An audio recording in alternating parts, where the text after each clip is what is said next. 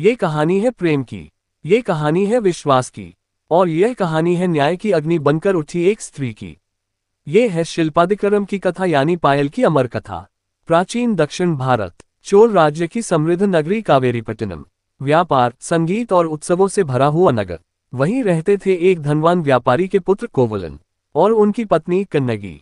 कन्नगी एक सती, साध्वी, धैर्यवान और अपने पति से अटूट प्रेम करने वाली नारी।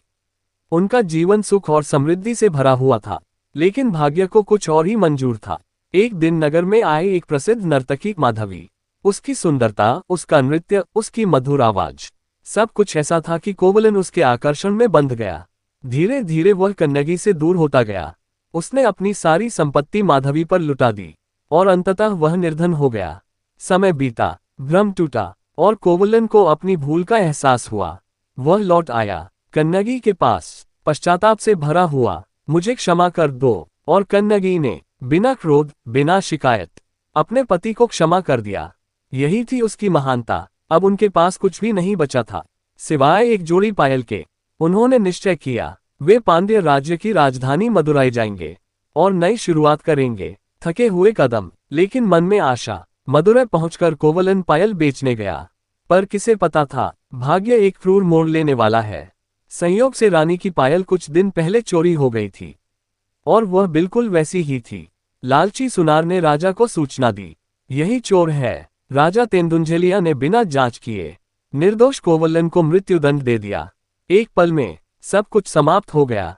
जब ये समाचार कन्नगी तक पहुंचा, उसकी दुनिया टूट गई, लेकिन उसके आंसू जल्द ही अग्नि में बदल गए। वह राजदरबार पहुंची, आंखों में आक्रोश, हृदय में सत्य। उसने अपनी दूसरी पायल तोड़ी, उसमें मोती थे, जबकि रानी की पायल में माणिक्य थे। सत्य सामने आ चुका था। राजा को अपनी भूल का एहसास हुआ। पश्चाताप से भरा हुआ उसका हृदय थम गया। रानी ने भी प्राण त्याग दिए, लेकिन कन्नगी का क्रोध अभी शांत नहीं हुआ था। उसने आकाश की ओर देखा और कहा, जिस नगर ने मेरे निर्दोष पति को मारा, वह नगर अब नष्ट होगा। कहते हैं उसके शाप से मदुरै की गलियां जल उठी। आग की लपटों ने पूरे नगर को घेर लिया। ये केवल एक स्त्री का शोक नहीं था, यह अन्याय के विरुद्ध न्याय की ज्वाला थी। बाद में कन्नगी चेर राज्य पहुंची। वहां के राजा सेंगुटवन ने उसकी पवित्रता का सम्मान किया। उसे देवी के रूप में पूजा गया। आज भी दक्षिण भारत में कन्नगी न्याय और सतीत्व की प्रतीक मानी जाती है।